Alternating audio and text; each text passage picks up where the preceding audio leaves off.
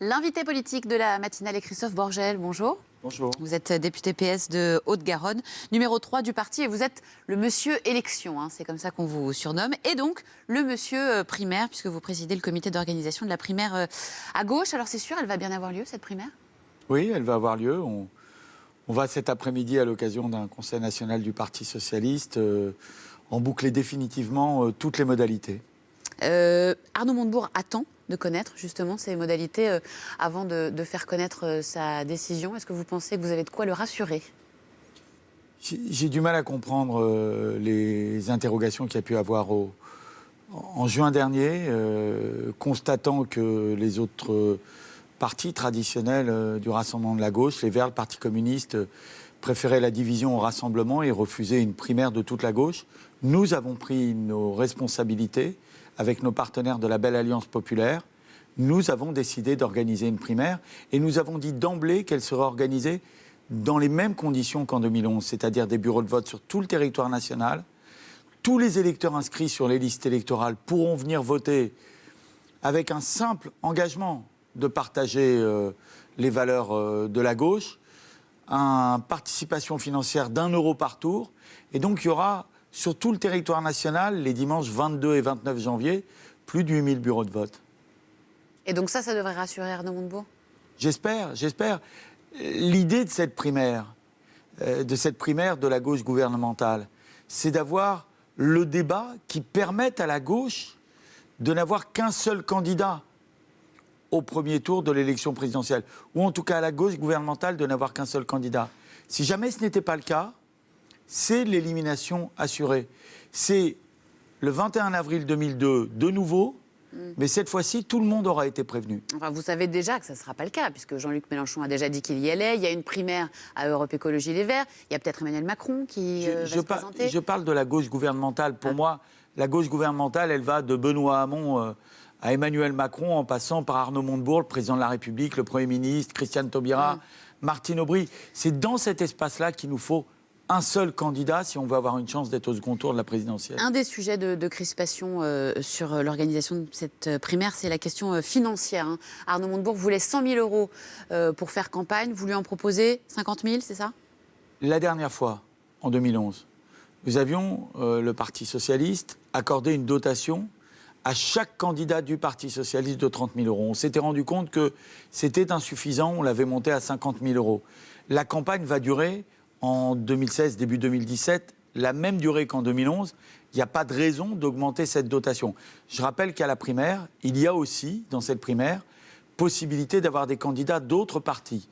Les écologistes, le Front démocrate, l'Union des écologistes, peut-être demain le Parti radical de gauche, qui sont, pour moi, les partenaires naturels de cette primaire. Vous êtes le bras droit de Jean-Christophe Cambadélis, le patron du PS, qui est accusé par certains, notamment dans l'entourage d'Arnaud Montebourg, de manquer d'impartialité.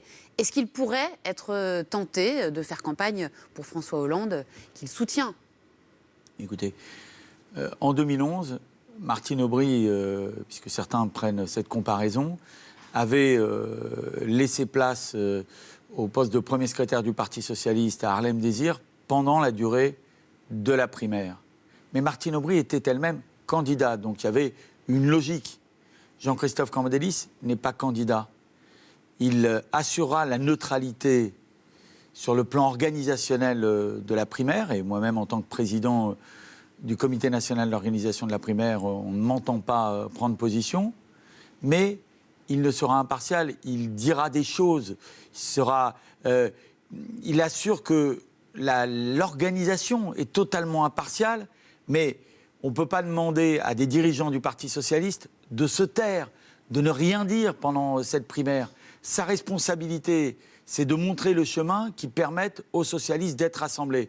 Il le fait depuis qu'il est premier secrétaire, dans des conditions difficiles, dans des conditions où, sur la gauche comme sur la droite du Parti socialiste, il y a régulièrement des gens qui passent plus de temps à critiquer la gauche et le Parti socialiste qu'à attaquer la droite. Je disais tout à l'heure, Christophe Borgel, que vous êtes le monsieur élection du PS. Vous connaissez mieux que quiconque forcément les sondages, les enquêtes d'opinion qui donnent toutes François Hollande battu dès le premier tour.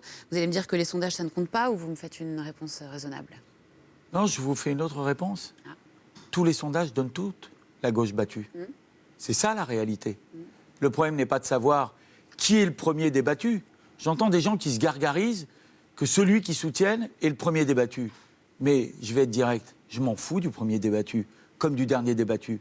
Ce qui m'intéresse comme homme de gauche, quand je vois ce que la droite nous prépare, la retraite à 66, 67 ans et que sais-je encore demain, on va voir des gens qui paieront toute leur vie sans jamais en bénéficier.